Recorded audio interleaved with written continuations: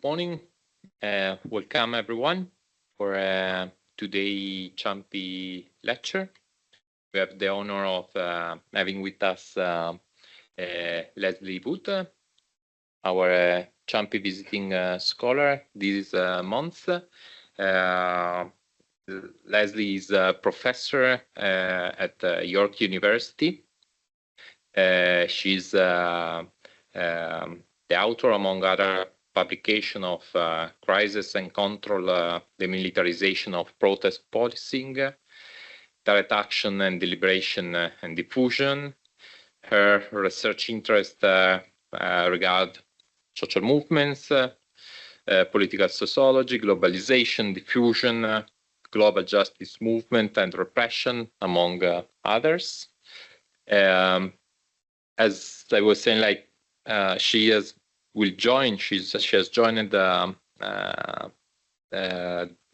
faculty, and she will stay with us for a month. So I hope many of you will have the opportunity to meet, to maybe disturb or anyway encounter Lesley at different events and enjoy her presence here at the Ciampi Institute. Having said that, today presentation is titled Rightness of Repression, Policing Pro-Palestinian Protest in Toronto. Important topic in nowadays. And her presentation will be discussed by Professor Della Porta and from Martin Portos from the Scuola Normale. So, Lesley. I am very happy to be here. Thank you so much for inviting me to give this talk. Give it and see what happens. Okay, so the terrible attacks of October 7th, 2023 changed many things in many places. In Toronto, after Israel's counteroffensive began, the local chapter of the Palestinian youth movement organized the first protests. They were cautious and contained. The police managed them using their standard negotiated management strategy. Nonetheless, politicians and some Jewish organizations and some media labeled the protests as pro-Hamas events celebrating the killing of Jews.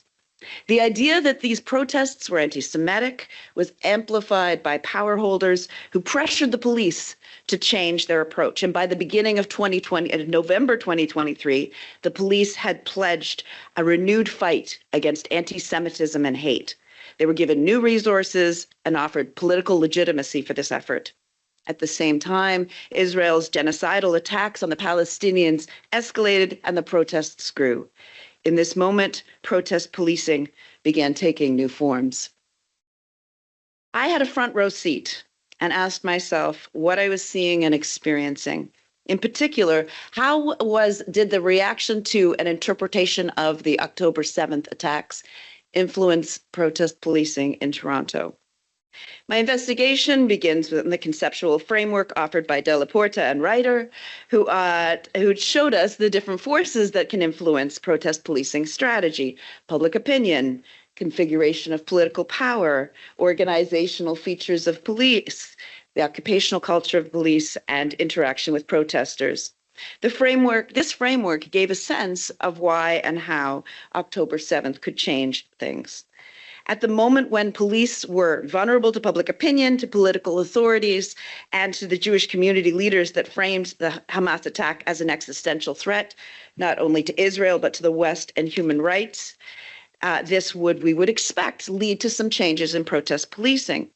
But I wanted to look a little closer to understand the moral intensity, the polarization, and the social relations that occurred, the particular shifts in police practice. And for this, I argue we needed to look at the narratives that police and other authorities were using. So I'm going to argue this, that the dominant interpretation of the October 7th attacks that linked it to the Holocaust justified tighter connections between elected officials and police leaders, value and resources given to fighting anti-Semitism, what was called fighting anti-Semitism, and protest policing strategy that emphasized the investigation of and prosecution of hate and anti-Semitism. So October 7th, 2023 was a critical juncture that altered the relations amongst these different actors, including police, crown prosecutors, elected officials, pro-Palestine and pro-Israel protesters and advocates. At that moment, there were competing explanations about what had just happened and what it meant. And these narratives facilitated new configurations. The narratives, like all narratives, had temporal characteristics. To make the link between critical juncture and protest policing, we need to look at the features of these competing narratives. To do so, I want to import a concept from time studies of temporal conflict or time conflict. This is something that Dan Ryan developed in order to understand the tensions in community collaboration. He shows how collective actors that have different temporal properties, different temporal approaches, can find it difficult to understand one another, and that the differences can lead them to see one another as flawed or immoral. This is a time conflict. It's conflict that happens between social entities with different temporal properties through those temporal properties. And so he includes these properties like rate at which events occur, the pace, the speed, the tempo of things, pattern and recurrence, the order of events, the sequence, the temporal size, how long something lasts, or, and this is what I'm going to focus on, is how far forward or backwards in time is considered relevant, the temporal horizon. Okay. For example, how long should professors speak at events like these? How far backwards or forwards in history or the future should I be considering in my talk? Ryan catalogs these different things, and although the concept is developed to understand collaboration and the difficulties in collaboration, I think it can be applied to the tensions that happen in contention. I have other work that looks at how Black Lives Matter protesters and police sped up and slowed down, extended the dynamics of their protest in order to gain leverage, and also changed the stories that they were telling about what was going on in order to gain support for their actions. So today I'm going to show how the competing temporal horizons used to explain October 7th contributed to the moral fracture and the polarization between the Toronto protesters who challenged and those who supported Israel's actions. So the case. This is more information about Toronto than you probably want, but I'm going to give it to you. I am curious about the applicability of what I've seen in my city to what's happening elsewhere. This is the city I grew up. It's got 3 million people in the city, 7 million in the larger area. It is very ethnically diverse. 51% of the city is born in another country, 46% in the region. We've got a lot of Arabic speakers, a lot of Palestinians, and a lot of Jewish folks. Recognizing all of these categories are not straightforward. They're difficult to map, right? And it's a highly politically mobilized place. So I developed an event catalog that was taking from a real wide range of sources, social media, my own personal experience, to try and get maximum number of protests captured. And there were 700 protests on the issue in the first year, which is, more than 2 a day, or almost 2 a day. And in the first 2 months that I'm going to focus on, there were 105, primarily Palestine solidarity, a smaller number of pro-Israel. I'm going to be focusing on the policing in the city of Toronto rather than the whole region for simplicity, and that's where most protests occur. Canadian urban policing draws on British, US, and French traditions. The police chief is guided by a civilian body whose mandate is to ensure that there's effective policing but cannot interfere in day-to-day operations. They are regulated by the provincial government and also heavily influenced by their own union. Follow Anglo-American policing models. police are supposed to stay out of politics. And they are, in some ways, a kind of a very typical Canadian policing institution, very professionalized, defending the status quo, the material interests of what happens in the society. Okay, so my event catalog, as I said, has quite a lot of data. And I'm also a scholar activist, an embedded scholar activist. I'm primarily active with a group called Jews Say No to Genocide, which is a coalition of different Jewish organizations that are challenging Zionism and what's going on in Israel. Now, while this is not an autoethnography, my mentor would roll his eyes. My motivation to the project was obviously influenced by my own experience. I was arrested and charged with serious charges during this period, and it motivated me to understand. And so I really paid a lot of attention. I was suspended from my work for 18 months, and I'm now back at work and the charges are dropped. So all that is good. Okay. So I'm going to look at the first 2 months of protest events. Now, as I mentioned, the first month, there were 49 protests. They happened fairly routinely. There was labeled by police as the Middle East conflict. There was some protest, counter-protest, student walkouts, street rallies outside the U.S. consulate and the Israeli consulate, blockades of weapons manufacturers, sit-ins of politicians' offices, and some protesters tried to get on a highway. But very routine policing. The only arrests were civil disobedience arrests, where people sat and intended to get arrested. But the police and were under pressure from politicians and mainstream Jewish organizations to go harder. And so then we see the second month of what happens. 56 protests, 51 pro-Palestine solidarity. There were 19 arrests. And I'm going to review a couple of events. The first one on the top left, November 5th, this was one of the weekly big marches and rallies that we had in the city and continue to have in the city, somewhere around 30, 40,000 people, which in Toronto is a lot, marched demanding a ceasefire. But unlike the previous weeks, the military, the public order unit with the horses and the less lethal weapons greeted the end of the protest, and everybody sat down and waited there until it went away. November 10th, so that was November 5th. November 10th is the middle one, the one I was charged with, where a group of people put posters and red paint, washable red paint on the bookstore. This CEO of this bookstore has a special program to give scholarships to volunteers who want to join the IDF, millions of dollars every year. And so there's a longstanding campaign around this. There were the Toronto police assigned 20 police officers to investigate this event. And then on the 23rd of November, 70 police officers broke down the doors in the night of 11 people's homes and arrested us all, charging us with conspiracy to commit mischief.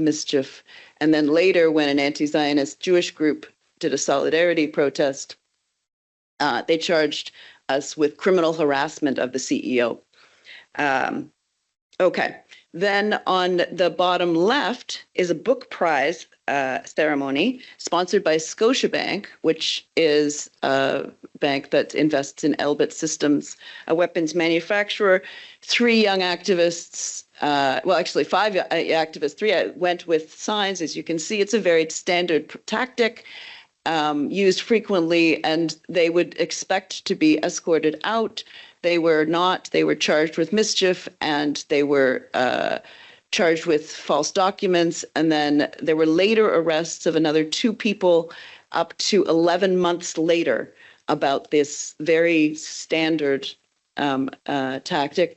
On the far right, we have a 4-minute protest of flag waving on the highway. 2 months after this event was happening, there were home raids by police to identify those who had stepped on the highway with flags. and they were charged with mischief. And then the last one is flag waving that happens every weekend in Toronto, 15 different intersections. And this particular location got a lot of heat because it was apparently targeting a Jewish neighborhood, and the city and the police basically banned protest in that area. So this is something that the tactics are routine. The enforcement is very much not. We see escalated charges. We see highly publicized charges with suspected hate motivation being used, home searches and raids, and post hoc arrests that are happening much later. So why? Right? We go back to this model and it gives us quite a lot. If we're looking at public opinion, we can say that Toronto's mainstream Jewish community, like the State of Israel, saw the October 7th attack as an existential threat, generating fear, anger, and grief. There was intergenerational trauma, and the communal story of the Holocaust, never far away, was activated.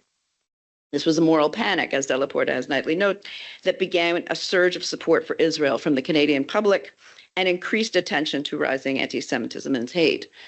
In terms of configurations of political power, power holders of all kinds were terrified of being accused of being anti-Semitic. There were panic and confusion about what anti-Semitism meant, what hate was, and all levels of government competed in order to show their grief, to speak about new policies, new funding, new legislation. They cited the statistics over and over again about rising numbers of anti-Semitic events, anti-Semitism, anti-Semitic hate, despite those statistics being very, very fuzzy. And they all funded expanded policing efforts. This led to in this moment of panic, there was a tighter coupling between elected political officials, the civil service, and mainstream Jewish Zionist organizations and police leadership. And this led to some changes in the way the Toronto Police was operating. In late October, the Hate Crimes Unit within the Intelligence Division was tasked with the investigation of any occurrence generated as a result of protests or demonstrations related to the Middle East conflict. I'll slow down for that. They basically put the Intelligence Hate Crimes Unit in charge of protest policing, anything tied to protest policing around Israel-Palestine.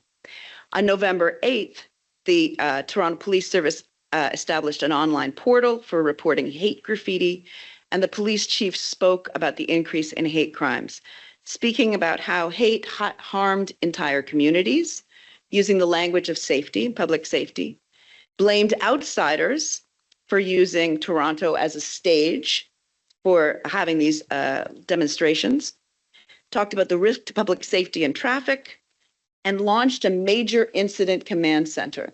This is something that normally is used for 20 or the King's visit, these big things. This is being used for routine protest tactics.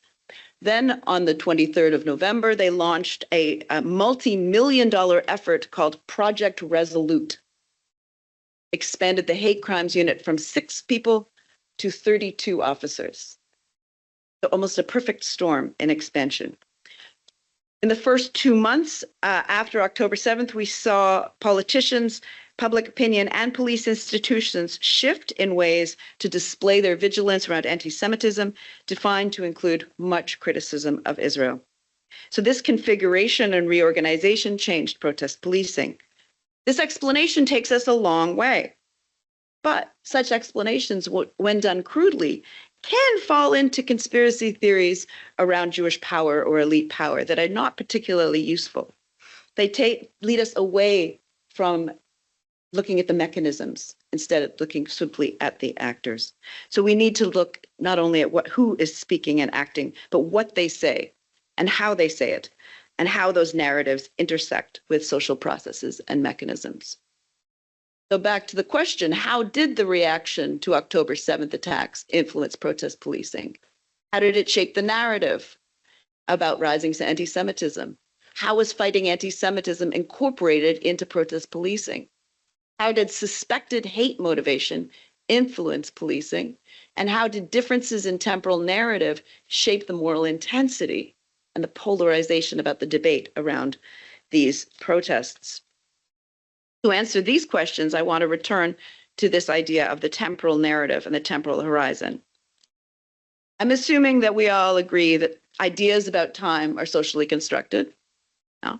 Okay. And that temporal dynamics, waves, and events at the macro scale shape temporal characteristics at the micro scale through action, interaction, and interpretation. And there's a recursive circle there. And there's a time conflict around the meaning of October 7th. Here are a couple of the competing narratives in Toronto. Israel and its supporters argued that October 7th was a renewed attack on Jews in line with the Nazi Holocaust. And this fear was tied to real things, real intergenerational trauma, but was amplified by entrepreneurs. The temporal horizon demanded that those who believed in human rights and the West must support Israel's action, seen as self-defense, never again as now. So this is something that's happening. Yes, a couple of days ago. This is bringing together, you see the image of the baby and the stripes from the concentration camps. Never forget hostages and the Holocaust there. Corresponding as well, right now, there's this Nova exhibition happening in Toronto where people are going to memorialize what happened at the music festival, which is terrible, but also being manipulated, manipulating emotions heavily. Then you see on the other images, many Palestinians and others critical of Zionism argued that the Hamas attacks needed to be explained as a single, albeit exceptional and horrific moment in a longer fight for liberation that begins in 1948 with the founding of the State of Israel, the Nakba, and the expulsion of 700,000 Palestinians. The stakes were high. If one argued that indeed October 7th was something that was tied to the state's treatment of the Palestinians, one was perceived as immoral, anti-Semitic, even a Nazi. So we see the Toronto authorities portray pro-Israel folks as human rights defenders who are fighting hate, and that they are very much Canadian, and on pro-Palestine as having suspected hate, potentially anti-Semitic, and outsider. Although Canadian professional policing depends on the separation of elected officials and police leadership in this critical juncture with the moral panic, there is a much closer coupling taking place amongst these actors. Okay. So Never Again is now fueled an intense moral fervor that surrounded the expansion of the hate crimes unit, the use of the hate crimes unit for protest policing, the suspected hate motivation publicized. This was the press release that was around my arrest, which was a little hard to overcome socially. Anyway, it led to escalated charges, home raid surveillance, and a new timing of arrests. And I want to say something more about that creating a new temporal conflict. The protests have continued since that time, but police, unlike standard practice, were arresting activists weeks, months, up to 11 months after very routine incidents in protest. And this alarmed people a lot. Now, it's possible the police were delaying arrests as a tool of de-escalation in recent years. Back to George Floyd protests, U.S. police recognized that arresting people on scene was escalating things and that they should do it later. But that doesn't explain 11 months later, and the home searches, et cetera. Indeed, it appears that because of the role of the hate crimes unit and the emphasis on suspected hate, police investigating these protesters, these longer timelines were justified. And the new technologies involved allowed the police to fully document actions and interactions which needed to be reviewed. Now, this created a great deal of uncertainty and fear in the movement. Protesters saw themselves as simply engaging in peaceful protest, generating its own time conflict with various lay theories that may or may not have evidence. And I'd like to know more. I'm trying to find out. Activists believed that police were timing the post hoc arrests in order to incapacitate future protests, and the timing does suggest some sort of correlation. On the micro scale, we see the differences in expectation being used to increase distrust. So, to conclude, October 7th, 2023 was a critical juncture that altered the rhythm of oppression. No surprise there. It bonded authorities and police against hate via a temporal narrative and horizon that connected pro-Palestine solidarity with to the anti-Semitism of the Holocaust. It reinforced a boundary between those who saw themselves as supporting human rights and fighting against anti-Semitism and those who saw themselves as supporting human rights, peace, and Palestinian liberation. And it generated changes in protest policing. Now, according to attending to conflicts between temporal narratives and horizons, allows us to see how the interpretation of a critical juncture can shape the emotion and the identity work of subsequent action and interaction. It gives us insight into the moral fervor and polarization of the moment. The police and authorities are acting as if that they're fighting, that those that they are repressing are like Nazis, while the protesters see themselves as fighting for peace.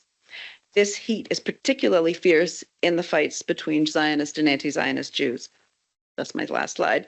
It helps to explain why the police are not simply using the existing models of negotiated management and strategic incapacitation, but elements of a new model of policing hate being used best. This is a move away from preemptive or reactive policing to something more suspicious of protest, dependent on surveillance, and more coupled with politicized state power. There. Hello, Lesley. Donatella, do you want to go first? Yes, thank you. Thank you very much, Lesley, for this very original and sharp analysis, but also for your courage and commitment. It's quite unusual in this time. And I liked a lot the way in which you connected time and narratives. And I'm working also on the concept of a discursive critical junctures that I think dovetail to a certain extent as a moment in which from different sides established concepts are reinterpreted in a sort of symbolic and narrative and cognitive conflict. So I find that part of the analysis extremely interesting. I was also thinking if in looking at the time perspective, we should also combine the critical junctures with the longer time perspective. And so I was also thinking in terms of continuities and discontinuities in different moments. So you said rightly in the beginning, the police reacted in the ways they were accustomed to react, so with the sort of de-escalative tactics. And this is something that we saw also in Italy. The police, we studied the case of Bologna, much smaller cities, but the police were allowing also deviations from the agreed path to mass demonstrations because they said it's too dangerous to block them. It will produce disorders, and so better to avoid that. But I was wondering if there is also a way to connect the strategies adopted to strategies that the same police adopted in previous moment of high disruptions of or contestation. So one could see a lot of discontinuities with the past. For instance, the protest was not radical in their means, to the contrary. And you usually expect harsh policing when there is violence or when there is escalations. A characteristic of the protest in support of Palestine was that they remain peaceful even in countries like Germany, where there was instead an extremely heavy type of policing. And so this is a clear discontinuities. Also, these were protest in which allies emerged with a high level of reputations in general. So the narrative of the weaponizations of anti-Semitism and the language of the genocide was used also by high reputed allies from the United Nations, the International Court of Justice, but also very moderate NGOs from Amnesty to Save the Children, Oxfam, Pax Christi, trade unions, and so on. So it is also unusual that the police intervene so strongly when in the public opinion also moderate allies emerge. And there is also it is a moment in which there is a moral shock in the public opinion. So what often opinion polls shows is that the public opinion, being informed also beyond the mainstream medias, know what is happening, and they take sides against genocides and violent violations of human rights.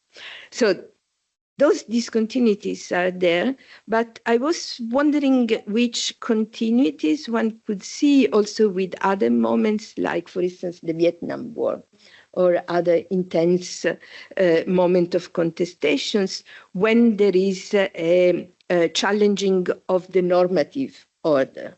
So it is also a characteristic of the movements on the in solidarity with Palestine, that it is not just a typical movement of international solidarity. It is much more also something related with a challenge to the ways in which in the West issues of colonialism are deleted, silenced in the public debate, but also how racism is developing in a moment of far-right backlash and so on. So I was wondering if this could also be point of reference in a time perspective to connect the narrative to this moment. And so what happened, for instance, in moment like the Vietnam War, when the positions of the Western countries, of the governments, of the Canadian governments, as of other governments, denied the very basic values on which so the liberal values on which they were based, creating this sort of also very strong outrage and moral shock in the community. This is one question. Another question I have is about the moral panic entrepreneurs. That's to a large extent overlap also with what I saw in the German case or in an initial research also in the United States. But I was wondering also about other moral panic entrepreneurs and the ways in which, for instance, universities participated in this. So the concept of moral panic entrepreneurs and moral panic in general is also interesting in broadening the range of actors that participate in repressing movements beyond the police. And in this case, also your personal stories, but this could be found as certainly not an exception. Universities, administrations in the United States or in Germany acted as actors of agent of repression.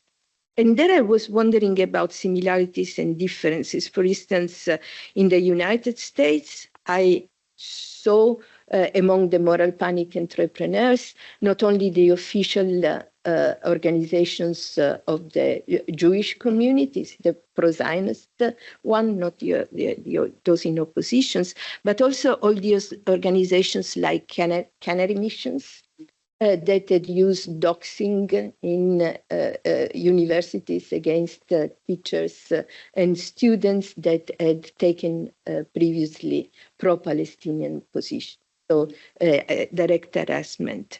And in the United States, and here I'm also interested in seeing if there is a difference between different academic systems. In the moral panic, weaponizations of anti-Semitism, also donors, far-right donors, trustees, and alumni played a role because of the also importance of them as mobilizing funds for the private universities. And I was wondering how the comparison with the Canadian system works. And finally, I was wondering how much Toronto, especially in terms of these connections with a Canadian type of narrative, how similar or different it is with Quebec, because what we notice in Europe is that in countries in which independentist movements have been rooted and stronger, like in the Basque countries or in Ireland, the oppositions to and the critique to Israel is much more widespread. So I was wondering to which extent this make a difference. Very finally, I think it would be interesting to see how much the police is convinced about the narratives and how much, because what we saw in previous research is that police knowledge is not only about who are the targets, but also what is to be expected if they act otherwise. And so how much their knowledge is also knowledge about the potential troubles they will go through if they use the traditional system. But thank you very much and look forward to the further discussion. Thanks, Donatella. We take also Martin's comments and then we provide you like the opportunity.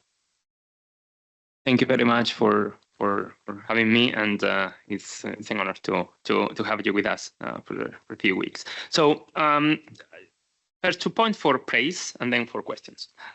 So as for praise, I also shared Donatella's emphasis of the importance of, let's say, developing time-sensitive approaches and bringing this issue of time and temporalities to center stage from a dynamic, interactive perspective within movements and institutions.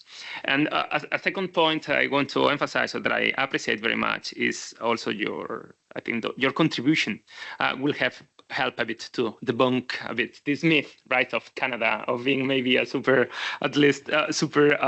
welcoming or a country with very low repression. This reminds me of a chat online conversation we had with Donatella some weeks ago, right? And where she was saying, well, maybe, American with a U.S. authoritarian turn, professional organizations, ASA, APSA, should start having their annual meetings in Canada and Mexico.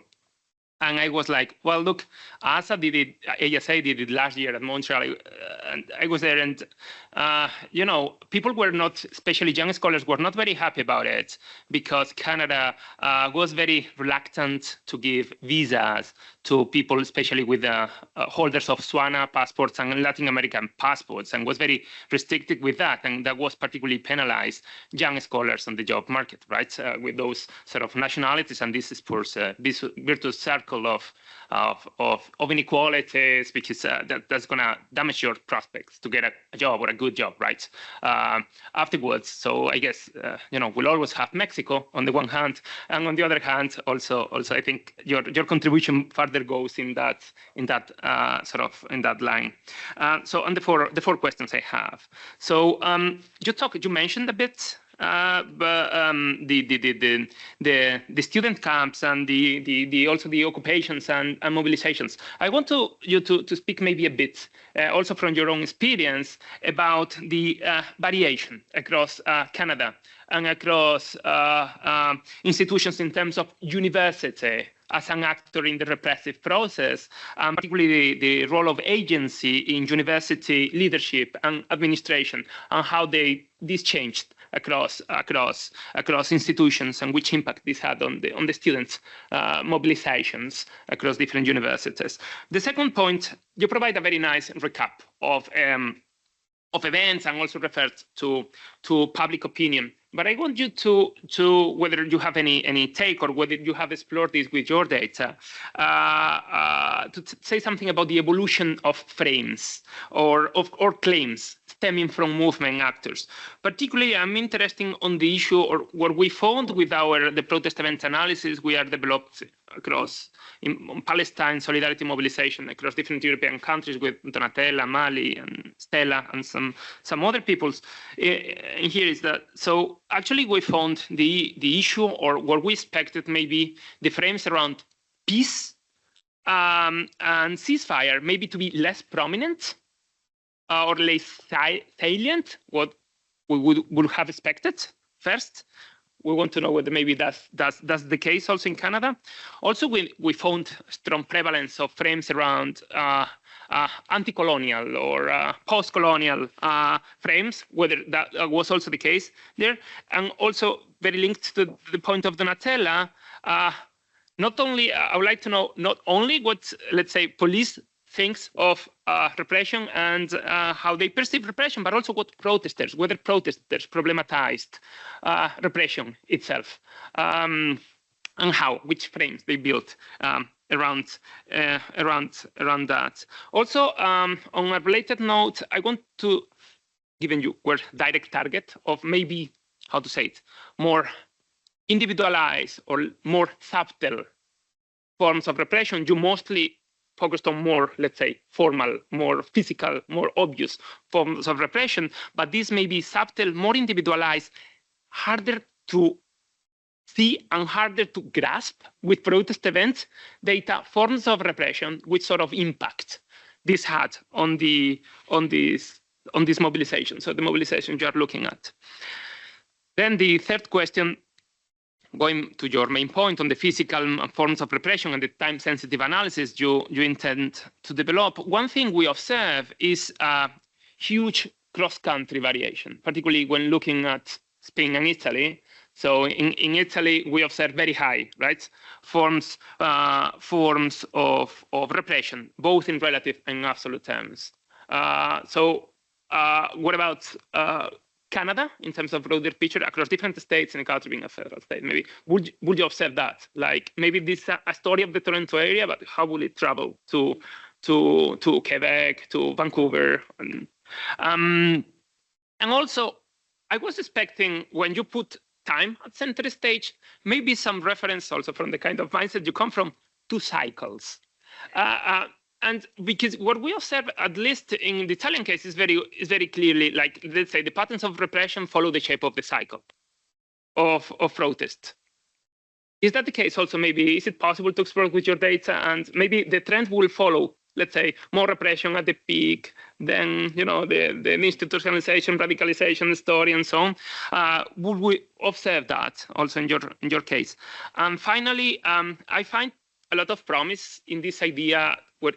Your conclusion, this idea of policing hate, particularly also, I think, to breach, let's say, two souls that there are in your story, right? On the one hand, you have the more, let's say, physical repression side of the story towards protesters, and on the other hand, you have the more, let's say, temporal narrative, the story of moral panics that you take at a more discursive level. So I think this idea of policing hate has a lot of potential, but if you have time, I would like to further elaborate it, connecting this discursive and physical, let's say, story of repression.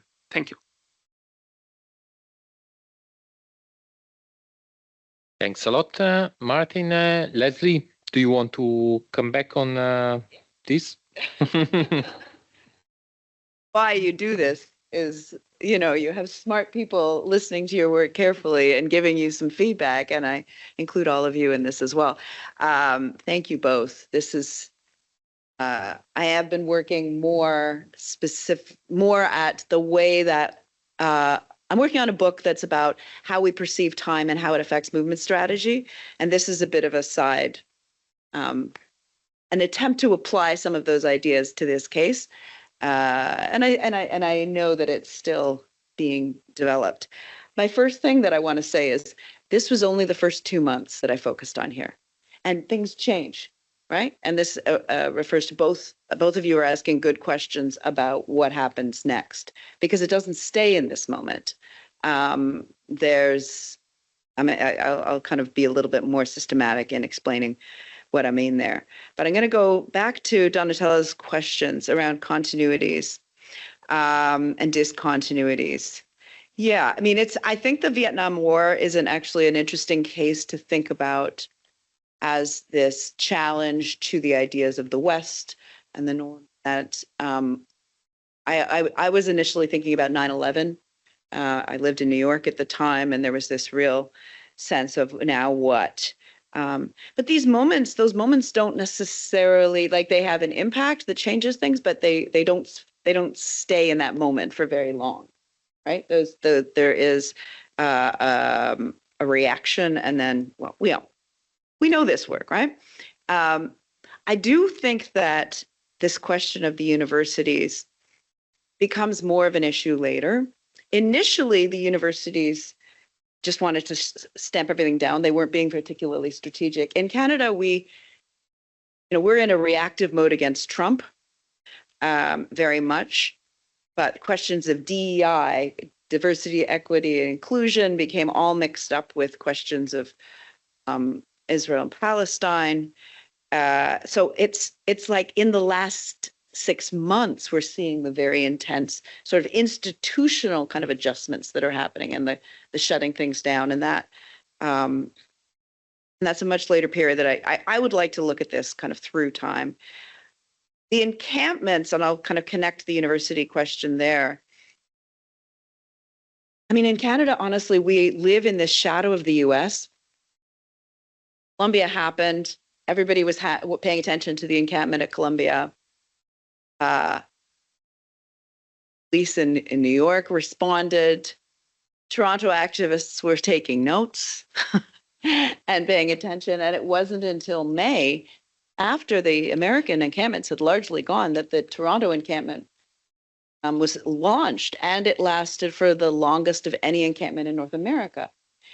Partly because both the university and the movement and the police had been thinking through the implications of all of these things. So there ended up being a court injunction around whether or not students had the right to do this, and whether or not it was disrupting the rights of students to have breakfast on the lawn. Anyway, it became quite absurd. But we're a bit slower, in the shadow of the US about how that has played out.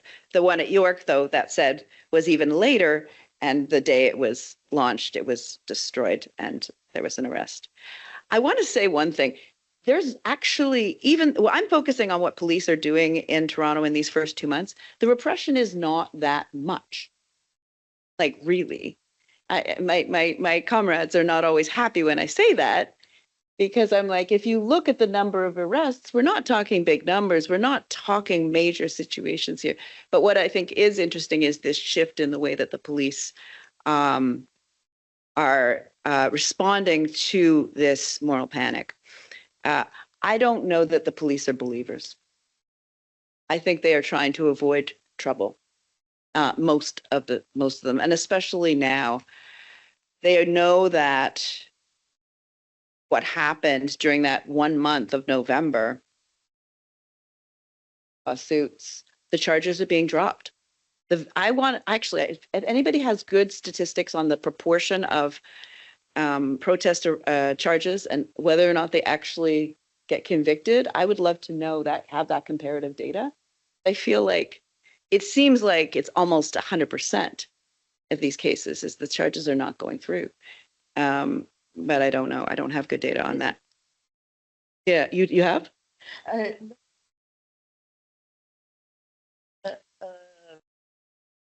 Yeah. That confirmed it.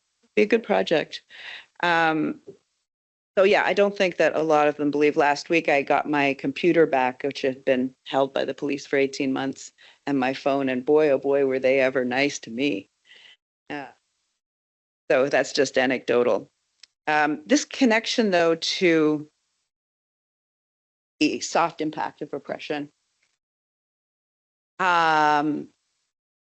is really extensive. I mean, the paper I'm giving later in the month is about how do people keep going in the face of grief and fear, and that the impact of the repression is only a piece of it, and in some ways the repression, but I mean, we know this, demobilizes and mobilizes, right? It gets people angry, and they have a focus to be mad at the police and fight back.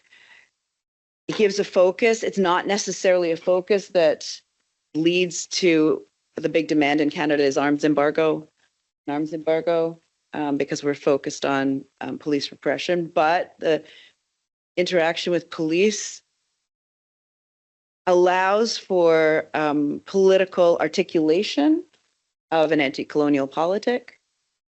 And that is something that's happened quite a lot, because it's building relationships with other movements who have been repressed, and then keeping the movement, kind of fueling the ongoing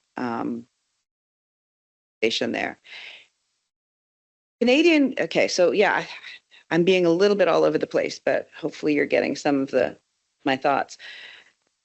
The public opinion has evolved through time, and the first 2 months, it was really dominated by a small number of kind of Zionist voices. Those voices have changed, have become less central. Rather, you're getting more diversity. I mean, that's one of the reasons the Jews Say No to Genocide was really trying to challenge the idea of a single Jewish voice. And the claims have shifted. There's been, as you'd understand, with cycles of protest, splits, right? It's very hard to keep going for this long without splits happening. So within the Palestinian community, within the left, around those who are fighting for Palestinian liberation,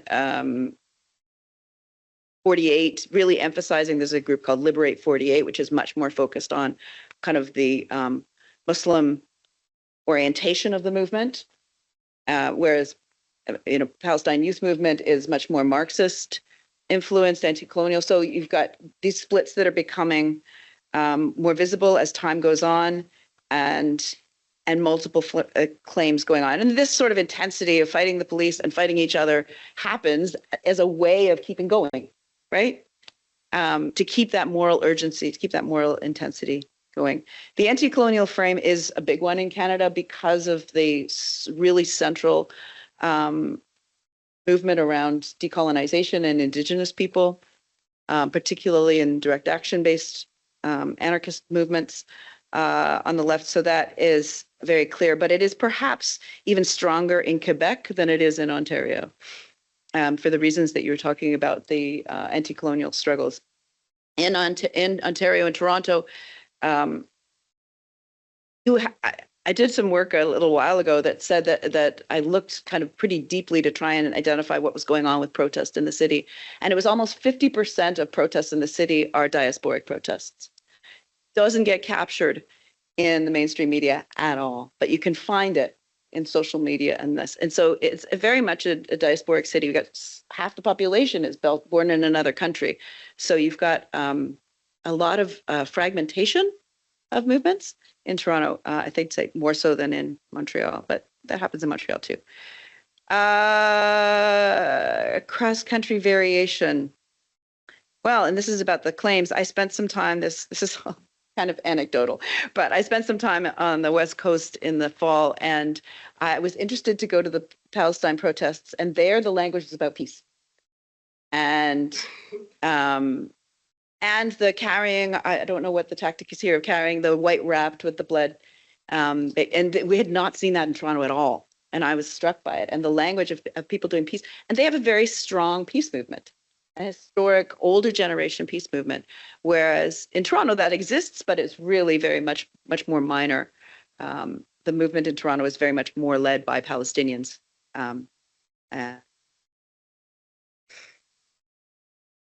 Cycles, yeah, of course. I mean, this is a project, and I think a project that you're both working on. So I'll stop there rambling and see what you have to say, because a lot more to think through. Yep. So the floor is open for questions or the comments. Mike, somewhere. Well, thank you very much both for the presentation and the comments.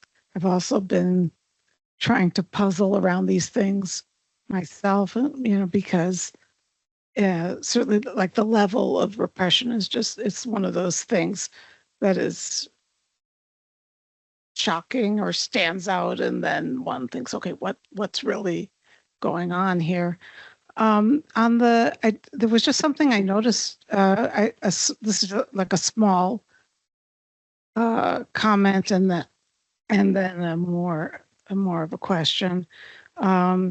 So, and that is one interesting on this question of the frames. One interesting thing that I noticed, like starting a few months ago, is even like the New York Times, or maybe it was NPR, I'm not sure, but like sort of mainstream media began to switch to the way they were referring to what they used to always use pro-Palestinian protesters, or I mean, if they wanted to be particularly nasty, they would say pro-Hamas, but like critical, but to using a human rights framework. So and this, I think the switch I noticed happened, partly it's when Trump comes in, but partly it's, it happens after the arrest of Mahmoud Khalil, who was the Columbia University former student, who had the green card and was arrested and is now in, like under deportation proceedings, even though he was a permanent U.S. resident. And then the Turkish graduate student at Tufts University who was abducted off the streets, and apparently the big thing she did was write co-write an op-ed in the student newspaper. And so so I don't know, I just wanted, I don't know whether you've also noticed, like it was just striking to me because I'd never heard the media start to refer to them as like Palestinian human rights organizers, or so using that term, and so I'd be interested to know how like that shift suddenly, where did it come from, but it was clearly to signal something about how about okay, so that was just like something I've noticed. I was just wondering if anyone else has noticed it here or in Canada, or yeah. Then the other thing is, in terms of the temporalities, my sense is, that like we've been entering for like about 10 years, right? Like this period of like growing repression against movements that somehow they're being seen as more and more non-normative, more and more threatening. But the problem has been that it's been difficult to, there've been some kind of restraints on going as harshly repressive.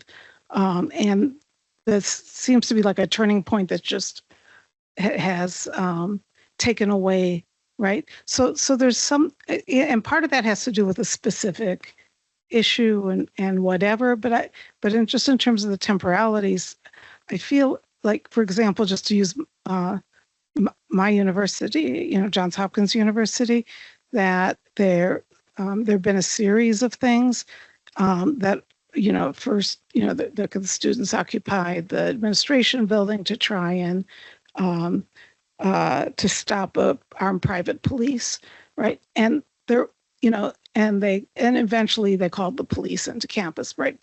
And then they changed the student code of conduct. So there's been like a set of things that, and then this, and it's why sometimes it's referred to as a wedge issue, because there's something that they've wanted to do all along against protests more broadly, including Black Lives Matter protests, but they couldn't quite, right, do it like Trump wanted the military to shoot the Black Lives Matter protesters in the leg, right, in the first Trump, right, but they couldn't quite. So that's the question about the thinking about it as something that's been building, right, and I think it relates maybe to what Donatella was saying about the non-normative, right, but that this is not the first kind of moment where they have a sense that there's something non-normative happening that they want to squash. Yeah.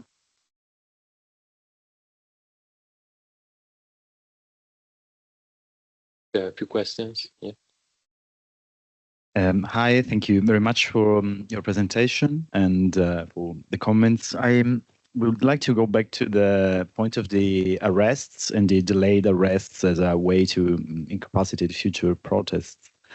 And looking at them from a time-sensitive perspective, so I was wondering whether you could actually, whether you had the opportunity to expand this temporal perspective and include also an actor that comes at a later stage, which is the judiciary. I mean, you partly mentioned the role of courts now in responding to the discussants' comments, but I mean, we have seen, as also partly Donatella was mentioning, how in other contexts these, the judiciary in a broader meaning, so courts, but also prosecutors could actually act as a counter-repressive actor. I mean, meaning that charges were dropped or, proceedings led to acquittals. So in a way, we saw this form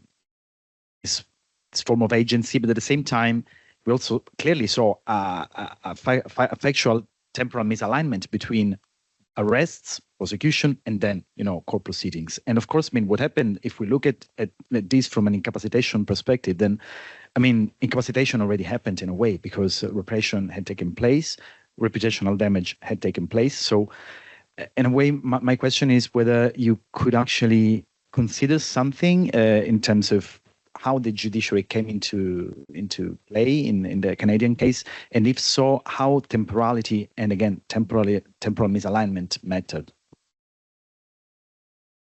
Also, Stella, question.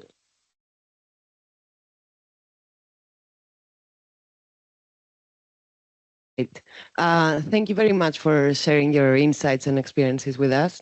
While the discussion was going on, I was thinking, kind of also building on what Federico just said, it might be too soon to have any impressions yourself on the matter, but since you only shared with us 2 months to a year of the protest cycle, let's say, would you say that those shifts in organizational and tactical characteristics of the police persist to this day? And if so, it would be interesting to see whether this cycle of protests around Palestine have had a longer impact on policing protests. Thank you. Lesley, we take another question.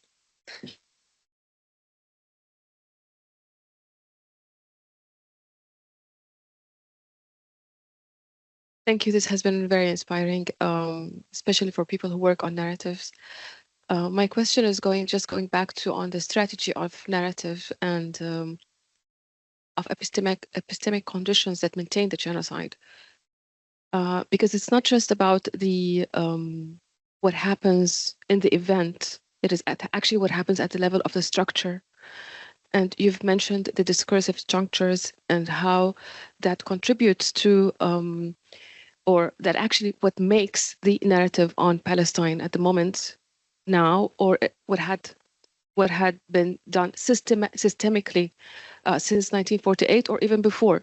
So the question of going back in time is actually a question of going into back into what is being fabricated and what is being actually real happening. So it's always this question of how do we read history when it comes to Palestine? It's just so happens that becomes so challenging when in other contexts it's just taken at face value that this is what happened and that's it. But when it comes to Palestine, there always seems to be a dehumanization at this level, and it's actually if you look at the protest, like what you've presented, when we speak about Palestine, the Palestinian side, we're talking about ideologies. We're talking about being anti-Zionist, being anti-colonial.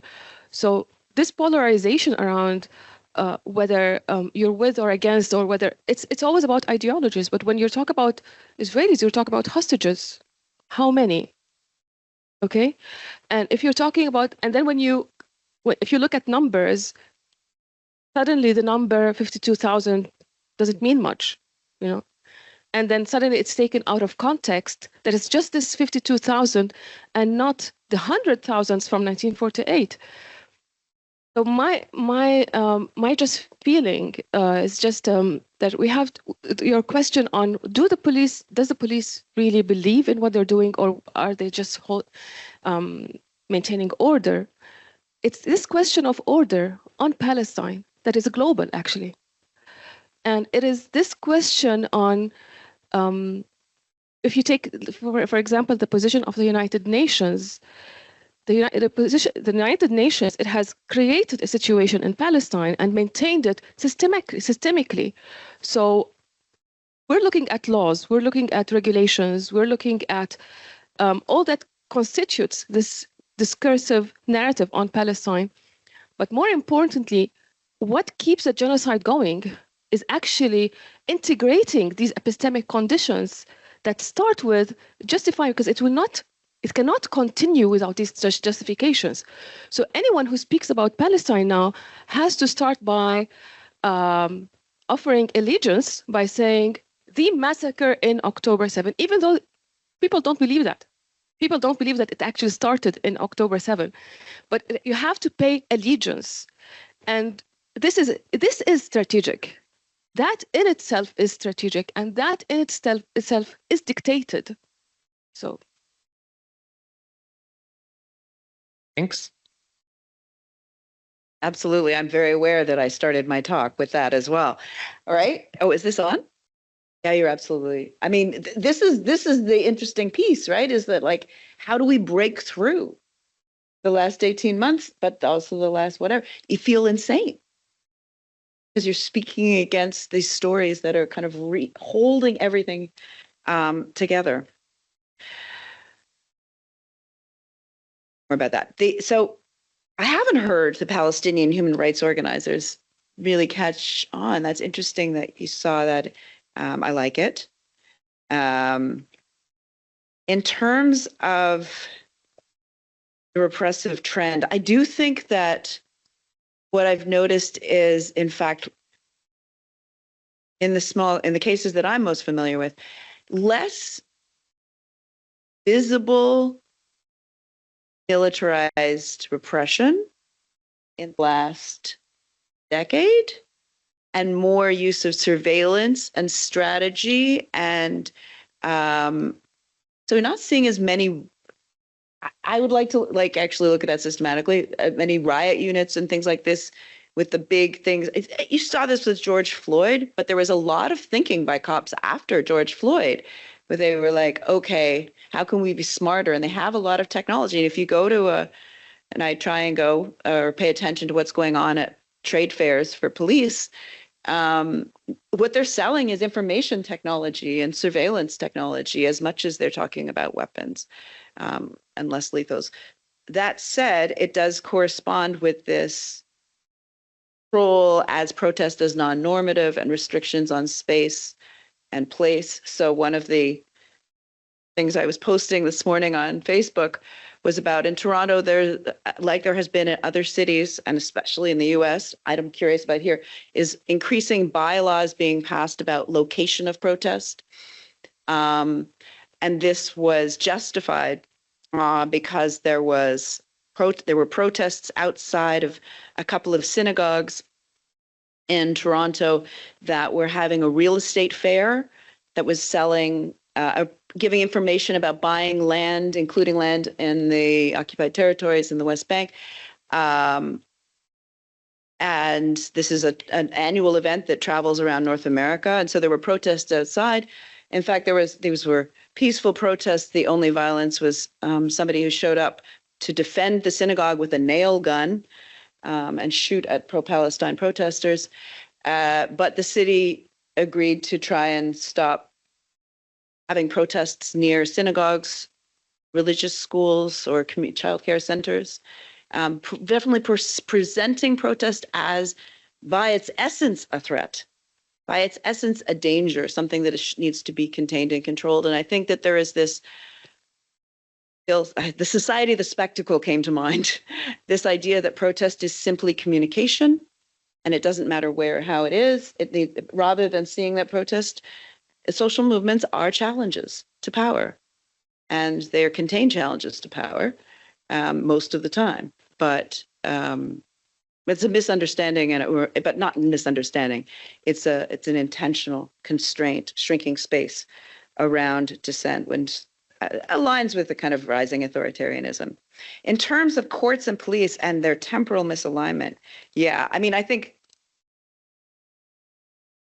I don't want to come across as being super sympathetic to the police, but I could imagine that it must be frustrating to do these operations, to be given this funding, to be told to do this, and then go to court and have all the charges dropped. They're just like, but maybe it's more an acceptance. I shouldn't be empathetic in that, and in that way. There is definitely one of the phrases that gets used in the movement right now is the process is the punishment, right? Because it takes a very long time. I don't know I think my understanding is the Italian court system is even longer. Yeah.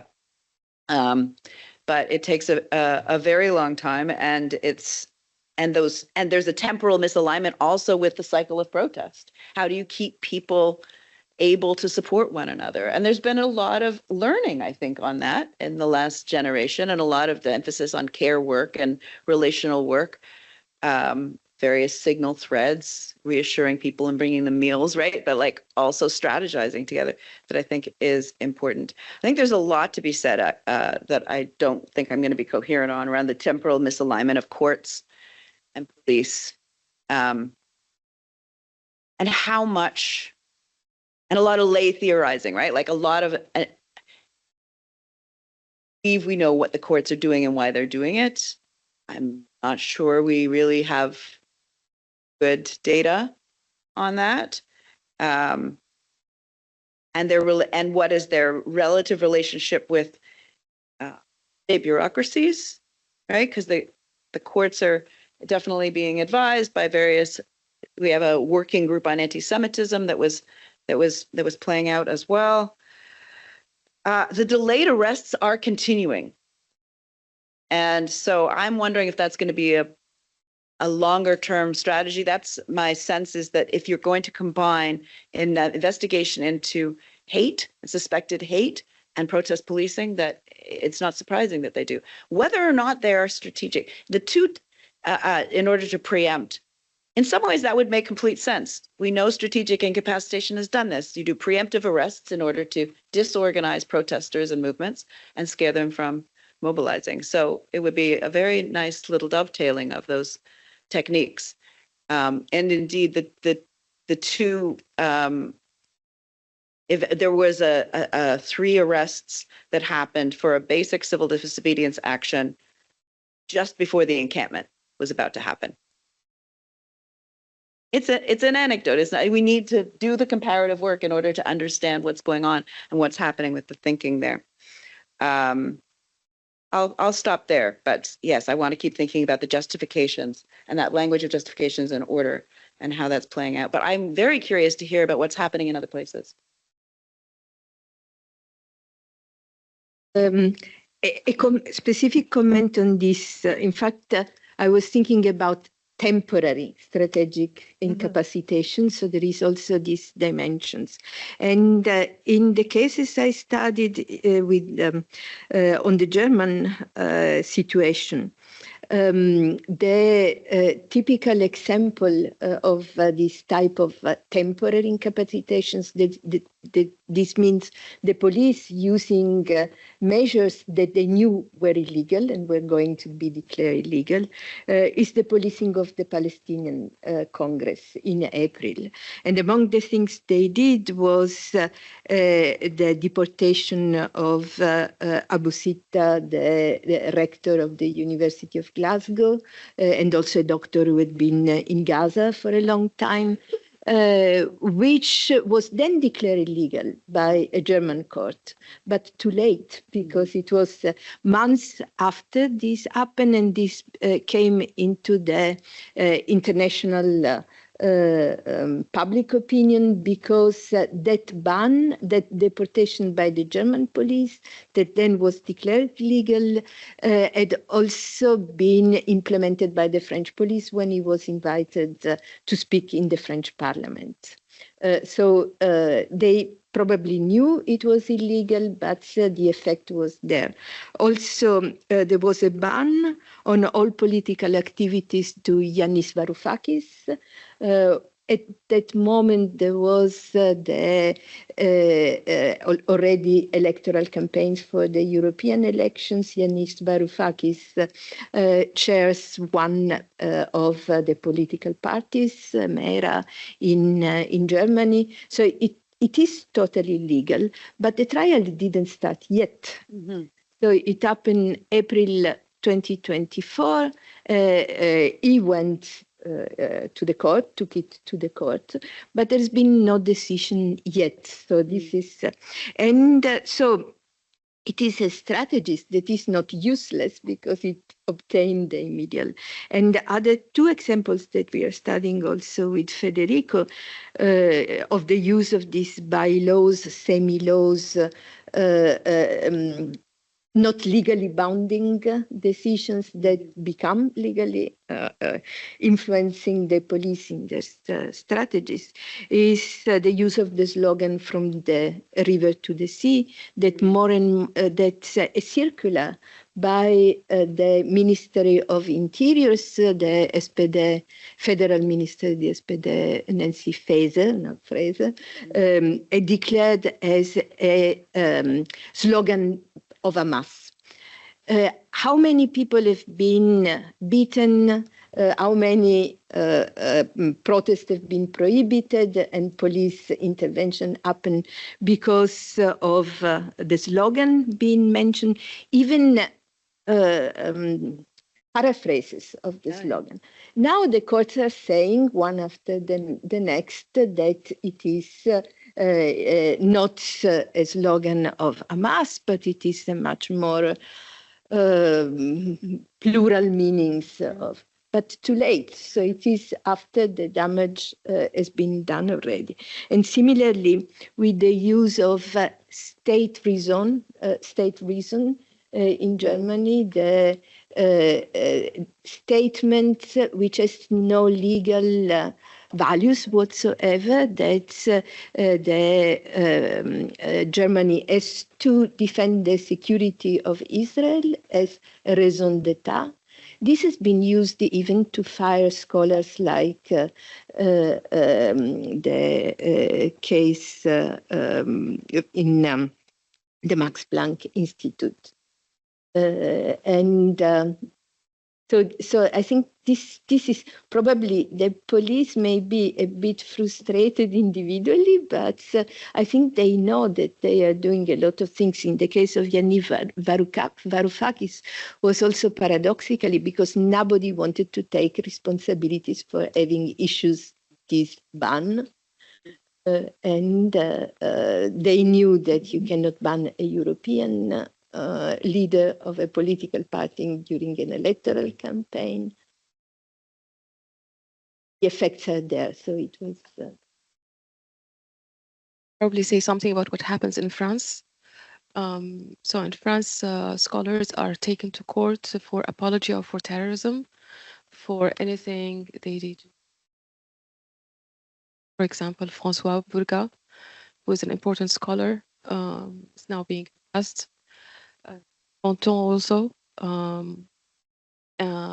the level of actually the right, again, an anecdotal and something that happened with me, just writing about my thesis on Palestinian literature disqualified me. They asked me to leave Sorbonne, claiming that there is no space for topic on a very narrow topic in Arabic studies, so I can find another college.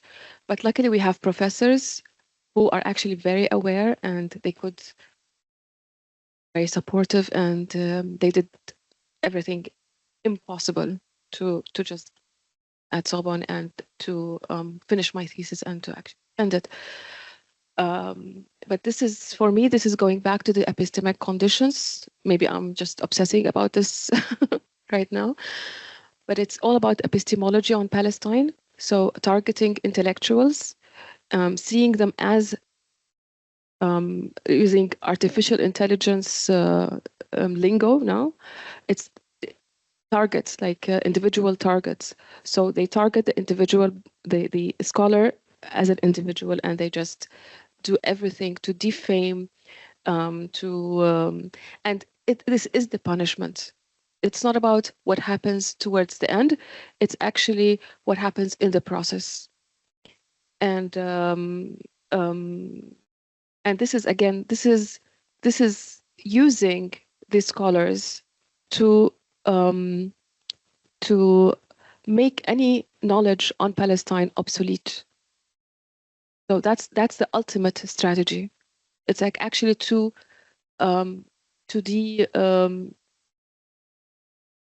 erase the narrative on Palestine. So that's the. Every time I hear another example of what's going on, it's like as if I can't be shocked anymore. I think in Canada we are not at the same level of silencing. We're still, but the fight is happening a lot around the IRA definition, and fighting hard on that.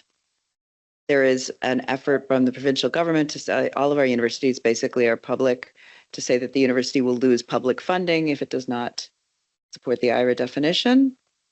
The unions are doing their best, and I think we're trying to hold that back, but it is everywhere. That struggle is going on. That I think we think back to the struggle, in the U.S., the Senate hearings about river to, do you support calls for the killing of Jews? They meant river to sea. I mean, it was such a trap. They fell into it. They didn't fight back enough. I mean, my case was a little bit too easy for the university, I think, because of the charges. They just said for reasons of community safety, I was not allowed on campus or to have any contact with students. I have 22 grad students, but it was, what about that? And they said, oh, well, you can talk to them. Like, I've already corrupted them, I guess. But